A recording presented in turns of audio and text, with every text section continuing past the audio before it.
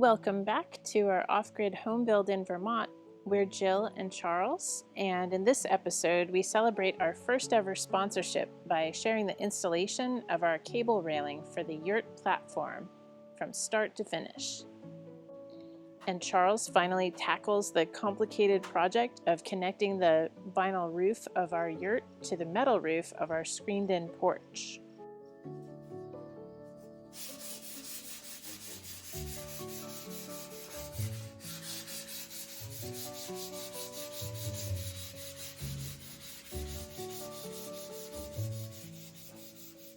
We live over the river and through the woods, and this is the beginning of June. The robins and bluebirds are feeding their babies, and the chickadees have laid 6 eggs in the bluebird box right next to the yurt. And if you're wondering why you haven't seen the cats check out the screened-in porch yet, that's because it's now the staging area for another big project. Our yurt has a 3-foot wide walkway all the way around it that's sorely in need of a railing. Charles has been working on that project and mostly filming it himself, so let's rewind a few weeks and get you caught up. Today is a very exciting day. You might have noticed that we've never had a sponsorship on our channel before. We finally found something that we actually can use. I just went this morning to the post office and picked up maybe half of our new cable railing system from BLIKA. And we've been getting a few boxes trickling in here and there even before now. But we're just about to have everything we need to start getting our cable railing installed.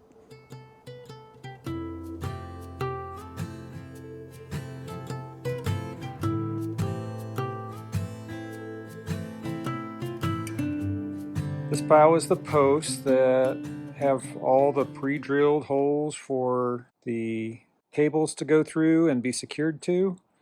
It's pretty heavy duty, and it's got the base welded on where you put the big lag screws through. This is where the rail goes and is attached. It has a swiveling top on it, adjustable. They send hardware for putting into wood. You got lag screws, anchors for concrete as well. This is a bag of grommets that go in each hole where the cables come through. And this appears to be another top for the pole that would use a round railing rather than a rectangular one. The railing made of stainless steel, so it shouldn't rust. And a package of caps. So wherever you have an end of a rail, you can put a cap in there and give it a nice finished look. A black cable, which is pretty cool. A box full of fittings. You got to crimp the cable into the fitting. Tool for that to be able to tighten them up. And this box contains the splices for the cable rail. Of course, these rails are only about 4 foot long. So to make them longer, got to have the splice box, and then they're screwed together. So the rail is one continuous piece. Come with the screws, and they even send a drill bit. And they've also provided a hydraulic crimper. And it's even got a cable cutter in there. The dies for the cable holders, but it also has dies for a lot of other things that you could use this for.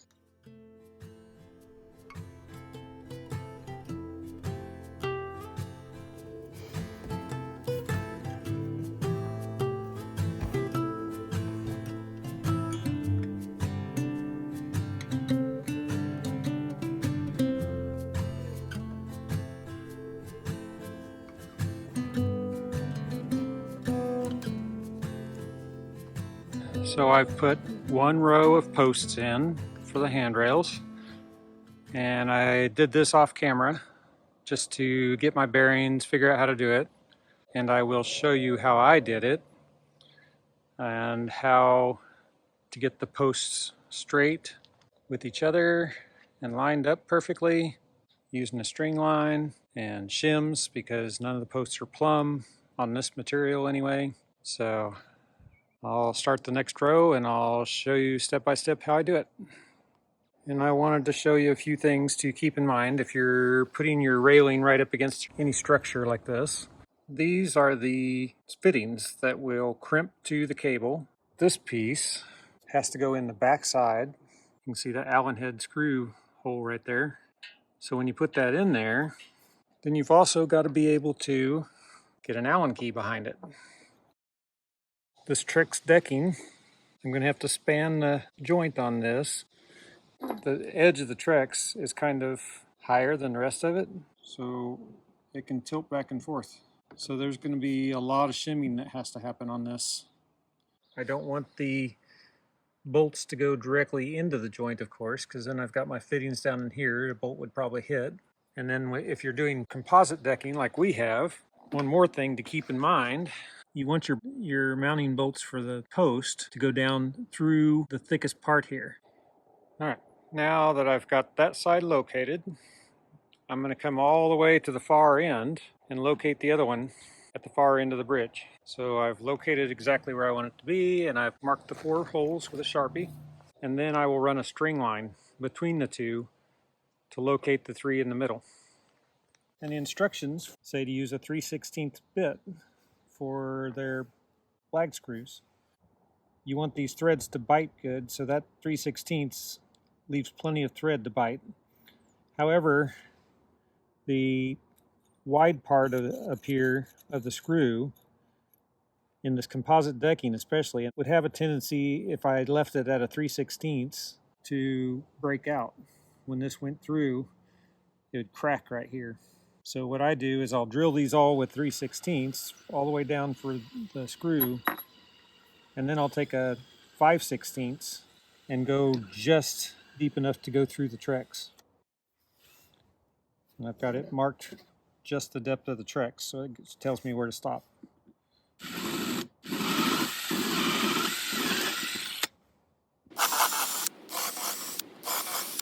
We'll go back on there and we'll put the screws in.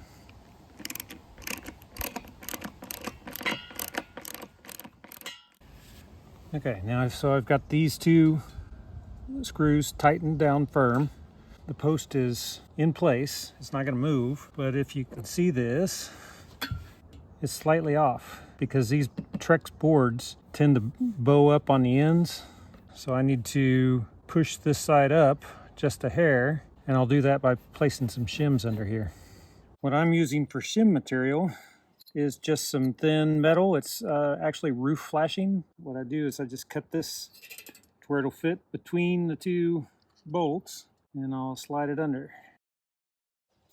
And we'll check this again. Not even close. So we're going to need another one yet. And have done anywhere from 1 to 4 shims to make them be plumb. Tighten it down. So that's how I have to go about every single one of these. It's just shimming them as required to get them straight up and down.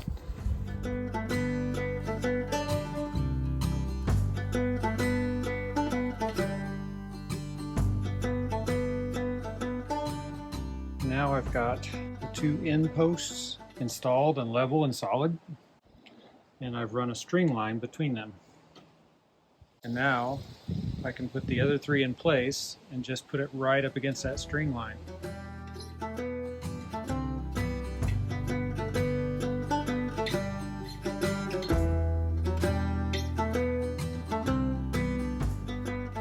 And kind of the way I look at it, if I can look through these holes and see all the way to the building, if that's the case, I would say they're lined up pretty well.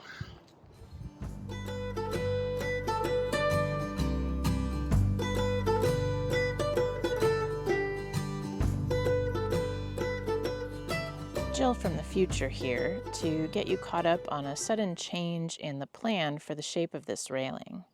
Sometimes you have to see something in 3 dimensions to understand how you're going to interact with it, or at least I do. And in the few weeks since the bridge was built, I had already gotten used to being able to step across from the platform to the bridge. And then they were suddenly severed from each other by the railing project, and I found it strangely annoying. So I kind of stared at it for a few minutes, and I asked Charles, wouldn't it be cool if the two sides were connected by a little triangle? It came out of my mouth before I realized it might be an awful thing to say after he'd put so much time into getting the posts in place and even carving out the bottom of the door.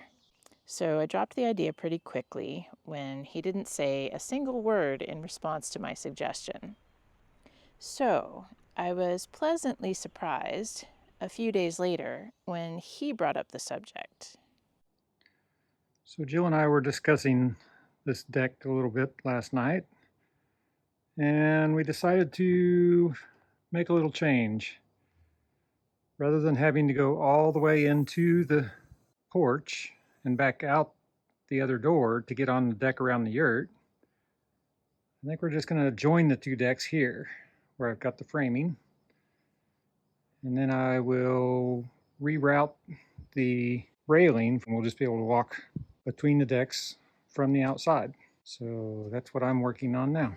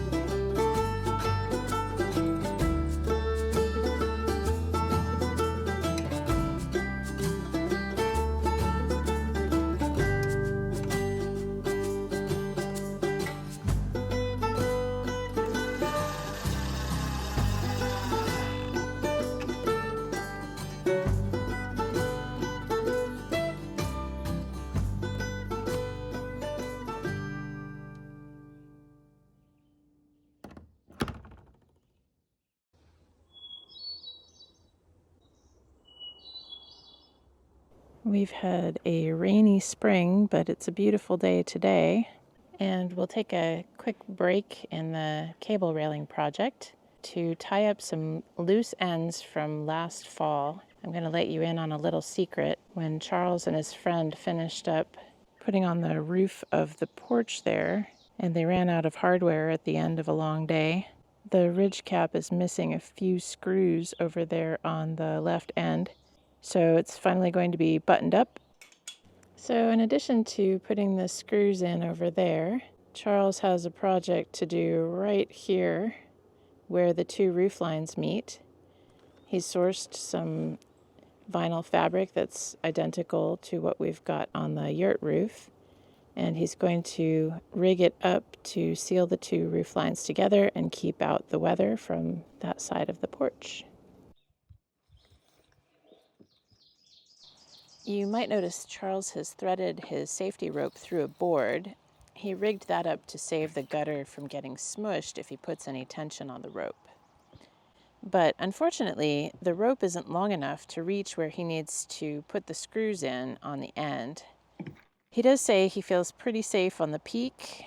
It's getting up and down from there that's a challenge.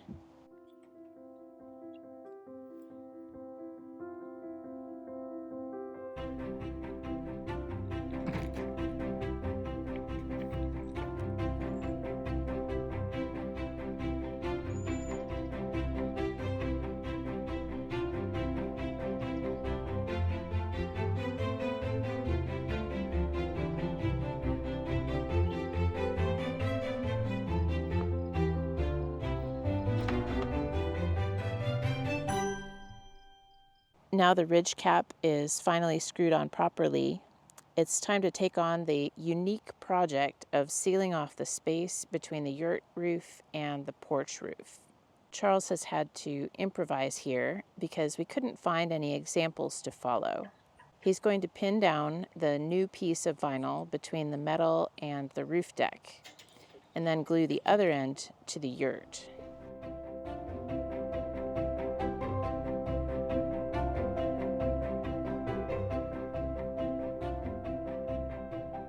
When I got the scrap pieces of roofing from the other yurt manufacturer, none of the scraps were long enough to reach from the peak of the roof down to the bottom of the roof. So I had to cut them into strips and glue them together to make them long enough.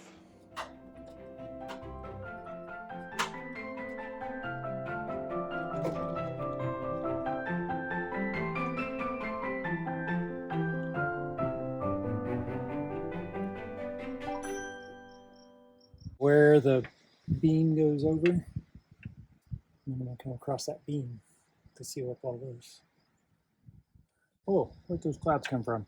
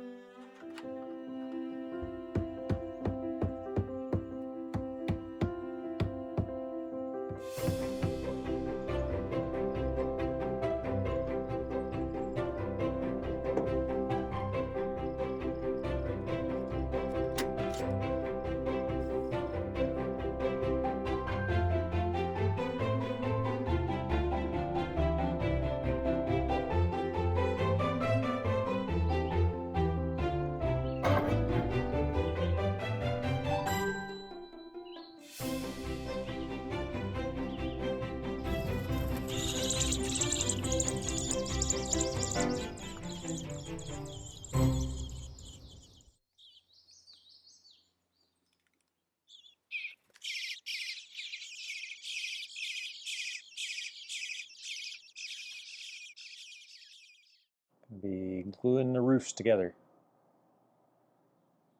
So you finally got your last can of glue in the mail. And I went up and dried stuff off, and now I'm going to sand the smooth side of the material, wipe it down with alcohol, and get ready to glue it down. So for those of you who are wondering about the details of how this roof joinery is going to work, this is about as good a shot as I'm going to get of it. He's got the new piece of vinyl fabric clamped down in between the wood and the metal roofing, which he had taken off and put back on.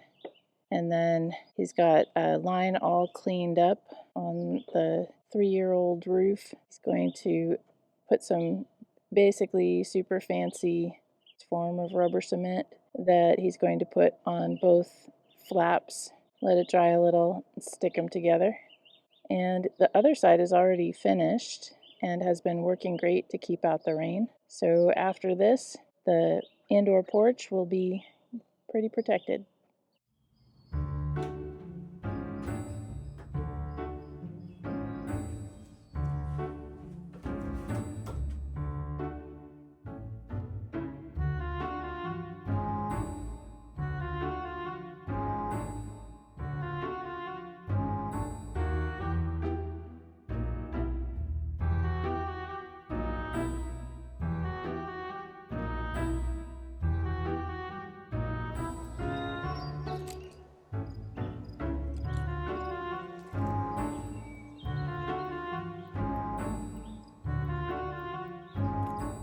Well, at this point, it's the second week of June, and Charles has sorted out his methods getting the top rail installed on the bridge. So he's ready to explain it and get the rest of it installed.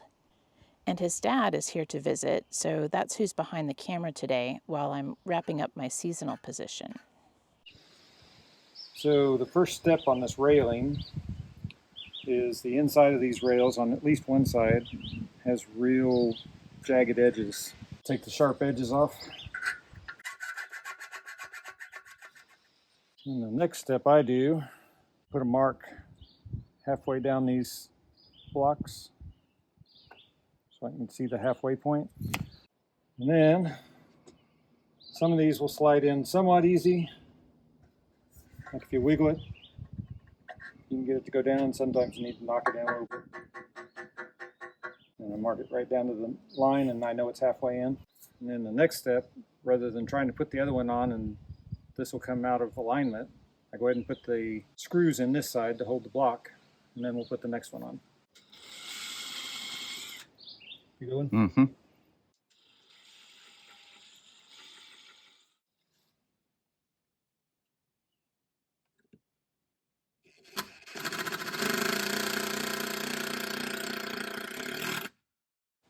And I don't like to get the shavings from my previous drill holes. If I set this down on it, it'll scratch the paint. So I want to make sure that I don't put it down on shavings.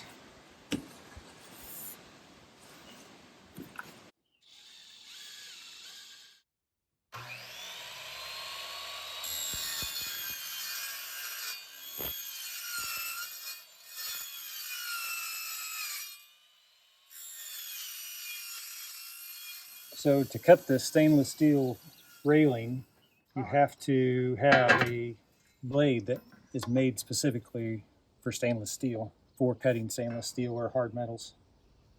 It's got a hard carbide tip teeth on it. I try to stop it every so often, let off a little bit, let the heat dissipate. Otherwise you're going to burn the paint. You can kind of see what happens to it there.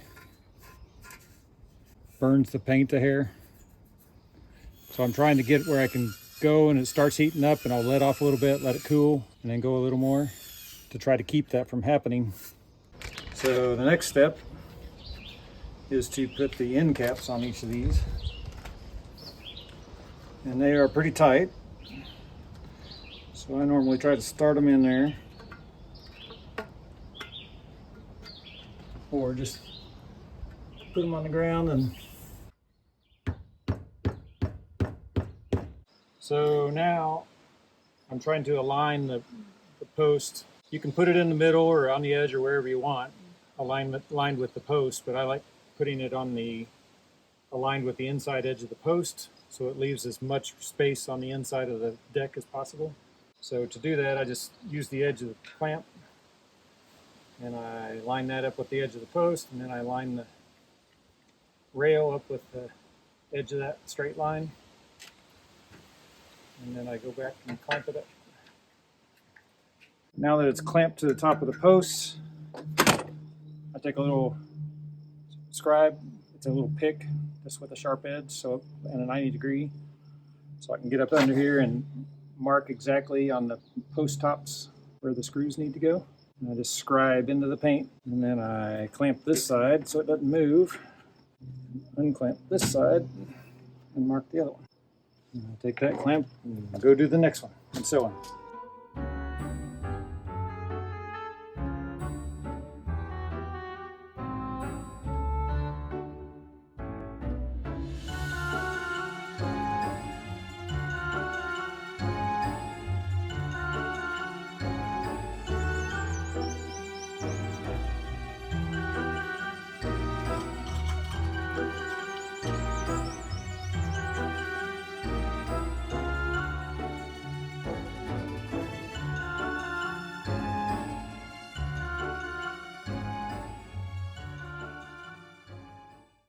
So how's the railing been going?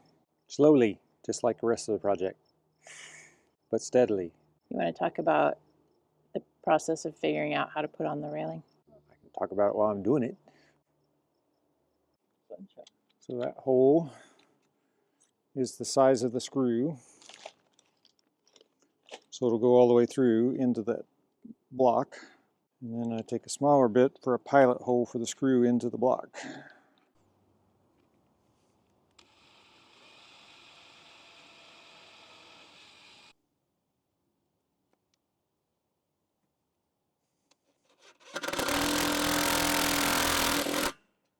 Now we're lifting it, the rail into place.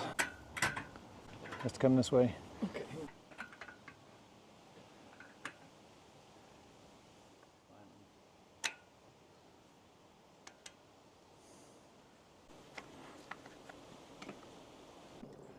So instead of drilling these holes, putting it on there, and then trying to drive screws up from the bottom in a very awkward position, we just take the brackets off the top of the posts and put them in place down here and screw them to it, and then we'll put the whole thing back up.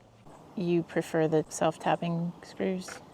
I bought these self-tapping screws, stainless steel self-tapping screws, and I like them better than what BLIKA provided. So I've got a tap drill size for that. Just makes a pilot hole in the middle, and then those things will thread themselves into the steel.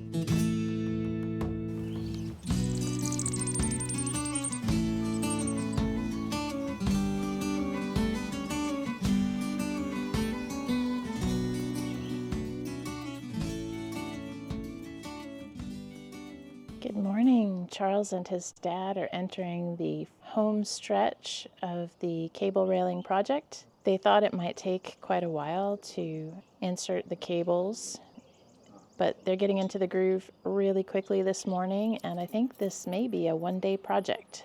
So the bridge section actually still needs grommets at the holes. Each grommet has a little slit in it, so you can pop it on after the fact. And that's super easy, except if you have a camera in your other hand. So let me see if I can try to film one and then get them popped in there.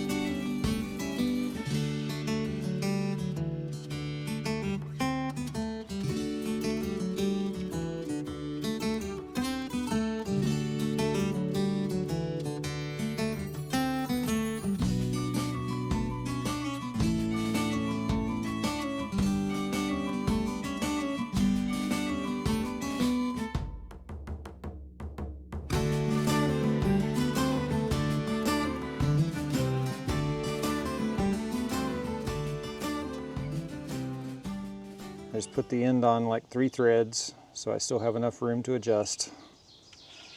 And I pull the cable over. I measure the bottom of the tube here, and I make that cable that length with reference to the edge of that post. And then it's approximately 1/4 inch, 3/8 maybe. And I cut it. Stick it in, and it's just a matter of feel. Try to find where that thing is and get that started threading. And just take a Allen key, tighten it up. If you're finding the cables hard to see on camera, that's actually something we really like about them, because they don't detract very much from our view. Charles decided to put in 5 cables the first time around.